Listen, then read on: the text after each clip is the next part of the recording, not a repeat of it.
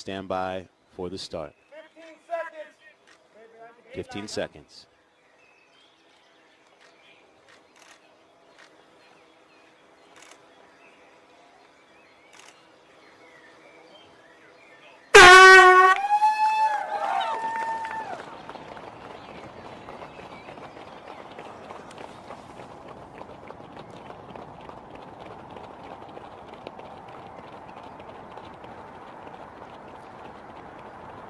As we see that Aero formation of the Pacers that we talked about in our earlier meetings, what's the significance of the style that we see the Pacers in this sort of 3 at the front, 3 along the back? Well, we talked about the nerves and the anticipation of the 3 runners, but the Pacers would have had a huge amount of nerves and adrenaline coursing through them to get into this formation. So we can see at the front there, that's actually Chris Derrick at the front, and I think it's Andrew Bumbalova behind him and Sam Schlanger alongside him. They'll be the front 3, and then the other 3 guys in a line behind them, they will be the second stage. So after the first loop, which actually will be a little bit shorter because they started on the back straight. So when they come through with 17 laps to go, the front 3 will peel off and the back 3 will move forward into that triangle formation, and another 3 guys will come in and sort of have another lap to get themselves on pace. The idea being that then they hit the pace perfectly, and that's going to be the key factor here today, is that the 3 athletes attempting the barrier, they have perfect strategy. They're not allowed to go too fast, so they can't mess up their pacing by going too fast too soon. They're held to what we hope is the perfect pace to break through the barrier. What kind of responsibility do these Pacers have as opposed to a normal style race? Well, as we said earlier, all the major marathons have Pacers, and they feel the same sort of responsibility. They're often training partners of the athletes in the different major marathons where they're doing pacing. Here it's a little bit different in the sense that there's a very precise goal of hitting, as Paula said, the exact time frames. They want to hit 250 per kilometer, around 434 per mile, around 1413 per 5K. Very precise planning around those times, even pacing throughout. And the goal of that, of course, is to get to the halfway mark on pace and then go from there. Mindset-wise, not being in a position where you're economizing what your splits are going to look like, but really these athletes being let go, send it from the get-go. What do you think that's like, sort of, for their mindset to switch from what they're used to? Well, I mean, they're pretty used to being dialed into performing from the go. It's a little bit more unique here because they're not actually racing to particularly win the race, although let's not get that confused from the start. Every one of these guys wants to be the first person to break through that barrier, and they want to be the first person across the line. So they are racing as well, but they're really focused on laying it all on the line and trying to commit from the beginning to basically what we call in marathon running kind of redline it the whole way, which is hold it on that line of the lactate threshold so that you're maintaining pretty much as fast as you can go in an even pace over the race without tipping over that line. And here you see that first change of the Pacers coming in. That will take place on a regular basis. The basic format is that each Pacer will run a 5K before they go out and get a rest of about 26 to 28 minutes. They'll do half of that distance, or 1 lap, in the V shape in the front, and the other half across a line behind that V shape. As Paula mentioned, they've been practicing all week, and those Pacers take a great deal of responsibility for this. They feel like they're an important part of this, which they are, and their training has reflected that. Sorry, I was just going to say that's the first changeover done smoothly, which is kind of what we wanted to see and what we wanted to see them relaxed into. It's probably also worth pointing out that the line is actually a big help to them too, because the green line you can see projected there is basically where they need to keep up to. So that's a big help for these paces. It's not like on a track where they're going through every 100 meters and they can see the splits. So to hit it perfectly, they're getting a little bit of help there.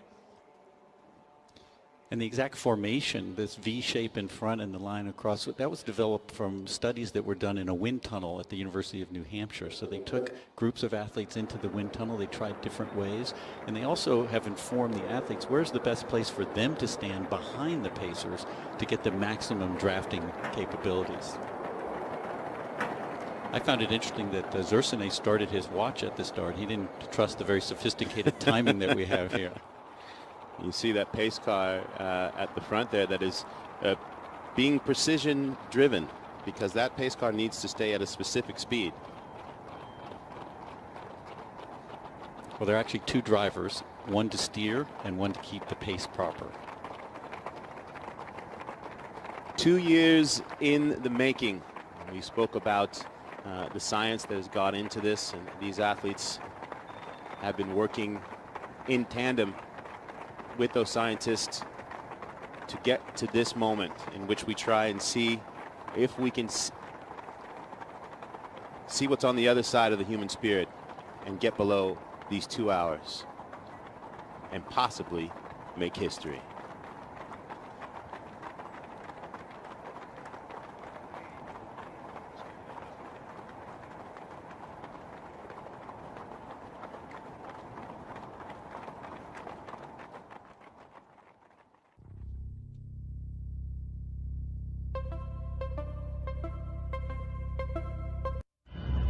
Significant to that.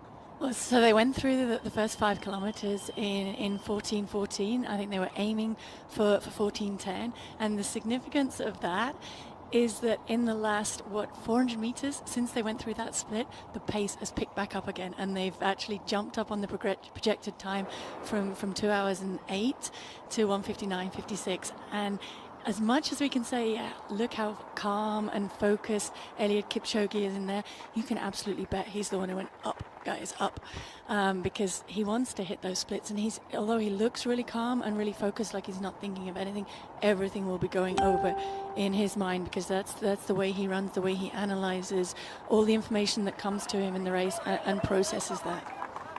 The intention from training was for this team to stay as close together as possible. How long do you think that they'll be able to last in this grouping? Well, that's what's so fascinating. We're going to find that out. They're going to just basically, for the first time, try and run on a pace for as long as possible. So it's a little bit changed from trying to get to the end as fast as possible. They're trying to stick to that pace for as long as possible, and we'll see how far they can do it.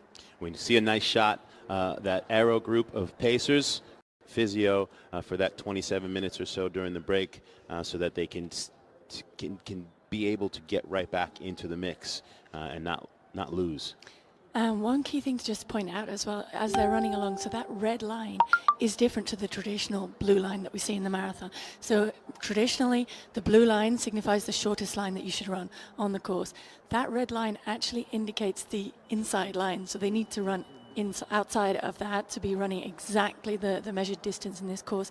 Is fully certified. It's all been fully measured out by one of the best guys, David Kurtz, in the business, who makes sure that they hit it exactly there. So he has said, don't worry if some of the pacers step inside of that line or step on that line. Then we don't really mind if they don't run the exact distance. It doesn't matter. They're only running 5K each time. But the guys behind it, you won't see them step near that line. But they will run as close to it as possible to be absolutely running the shortest line. To hug it and take advantage of it as much as possible. When you look at the different styles in the manner in which Eliud, Desisa, and Zersine run, they look different, but it works for them. What are some of the key things? Well, one of the interesting things in the testing that was done was they all were incredibly efficient. Now, you look at their styles, they're all different, but efficiency has to do with the individual athlete and their physiological makeup and their biomechanics. And Zersine Tadese is known to be incredibly efficient. Indeed, he sits on the half marathon world record. Can he double it up with that type of pace here today? So hard. What kind of communication are they having when they're in this group, if any? I think the biggest thing is that they have been really drilled in it, but also to accept that the paces coming in they will be really nervous about getting this right. This is a really big deal. It's not just like pacing in a regular marathon. Everything is keyed in to breaking through this barrier, so they need to get it right, and they need to get it perfectly right. And so far, they're doing a great job. They're really hitting it bang on. They're a little bit ahead even of schedule. They're projected at the moment around about the 1 hour 59:33. So if they can keep it on that, not get too carried away, I think we're going to see that's the key point here, is the fact that these guys are being held to that. So we're not going to see a situation like, for example, a couple of weeks ago in the London Marathon when Mary Keitany went out really too fast in the first 5K and could maybe have finished faster had she not gone out so fast in the beginning. They won't do that. As we see a shot in white of Desisa from Ethiopia, won the Boston Marathon 2 times. He would like to be the man, as all 3 would. He would like to be the one to cross that finish line first. So here we get a look at exactly how that changeover takes place. There's 150 meters where in the first 50 meters the group exits that's in the lead. Other runners move up, and then in the second 100 meters the 3 new runners come in. I had a little worry about this when I first heard about it, because I wondered, that's a tough job to come into the race. 1, at the right pace, and 2, not to disrupt the runners behind them. But so far it's gone very smoothly. And it's not a lot of space. No, it's a short area, and I was talking to Bernard Lagat. I'm not sure if this is him coming in now. I haven't spotted him yet come in, but he said that he was really talking to Kipchoge about this and saying, like, you have to not, because the instinct is when the first guys peel off and the next row moves up, your instinct is to follow them and move up. But what they have to do, and he said, give us space, man. Give us space to get in there, because you need to leave us 2-3 meters at least to be able to slot in as that second row of pacers, and then to be able to get back on pace. And that's what they're doing really, really well, because the actual racers here today, the 3 guys, so now the 2 of them, have not practiced this with the pacers. The pacers have been drilled over and over again, but they didn't want to. They said, no, just tell us what's going to happen, so we're absolutely clear with what's going to happen, but we don't want to actually practice it running around. Why do you think that was, that the racers chose to say, we'll leave it for game day? I think it's prep. I think it's the fact that actually the day before and 2 days before the marathon, when the pacers have been drilling it so much, you don't really want to be running too much at race pace. You want to be resting as much as possible and saving every bit of energy for race day. As we are just under the 1 hour mark and at the 20 kilometer split. So yeah, 20 kilometers passed through there in 56:49, and the pace has slipped back a little bit from that 1:59:30 they were on earlier, but still predicted to go through on pace for breaking through that 2 hour barrier. And it looks to me, Paula, that Zersine has had a couple of hard moments in this last lap. He drifted back one time, and you could say, well, maybe it was because they were going to change the pacers and he wanted to give them the room that you talked about. Then he drifted back again, and now he just seems to be having trouble holding on. Obviously, he's not getting the benefit of the pacers at this point. No, he's not. And I think that's the situation we talked about, when now he will get that draft of the second group of pacers come in to help him, but that's significant daylight there, and that's not intentional. So he may be able to pick up and come back from that, but it's very dangerous for him at this point in the race to be losing contact like that. As we saw Eliud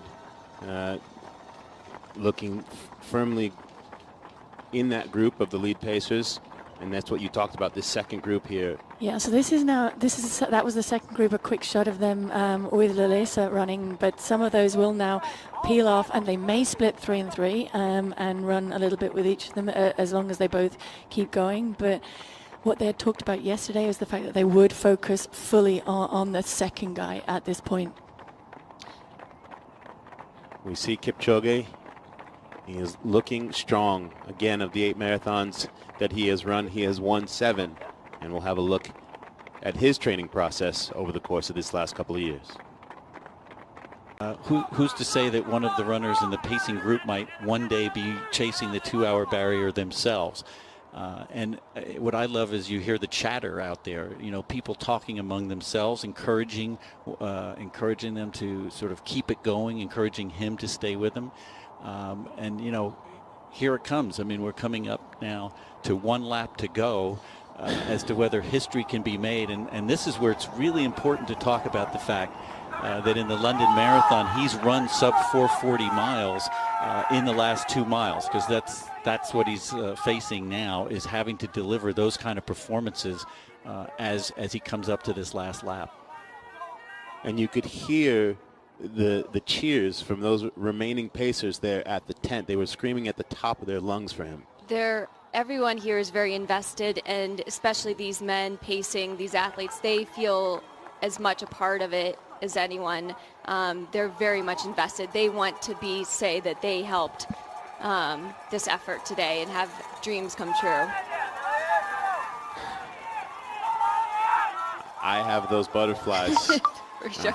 My skin is starting to stand up, and I can feel it all throughout my body as we are knocking on the door of history here in our last lap. But reality is setting in. He's now at 2 hours, 19 seconds expected time, and he's going to have to deliver an Eliud Kipchoge kind of finish. He has been a finisher in his career, whether it was his track career where he won that sort of groundbreaking 5,000-meter victory at the World Championships as an 18-year-old, showing incredible speed at the finish, or his marathon victory. In a way, it's a victory lap because what he's achieved is extraordinary. 2 years in the making on this journey. He started as 3 with Desisa and Tadese, and now Eliud Kipchoge with the Pacers still encouraging him to dig deep. And he's trying to sprint here, which is incredible. You can see him go to his arms, pulling him up higher. I call them the sprint hands. This is as much of a sprint as anything right here that you'll see on the track. An extraordinary effort.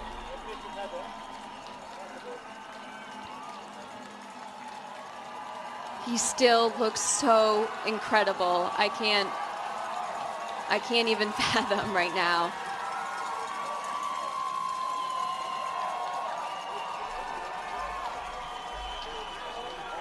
And holding the finish line tape is Joan Benoit Samuelson and Allison Felix. Both of them barrier breakers in their own right. Yes. And there's the smile. And he's still jogging. The intensity in his face in that sprint. I'll never forget that. His final time is 2 hours and 24 seconds.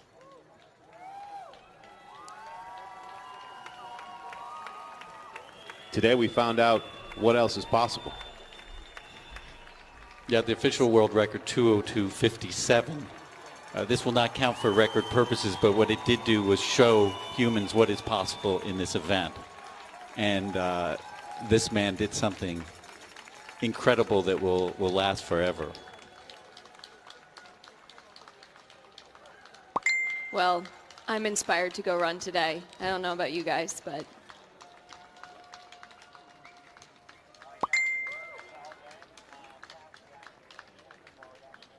He spoke about it being a mental journey more than it was physical.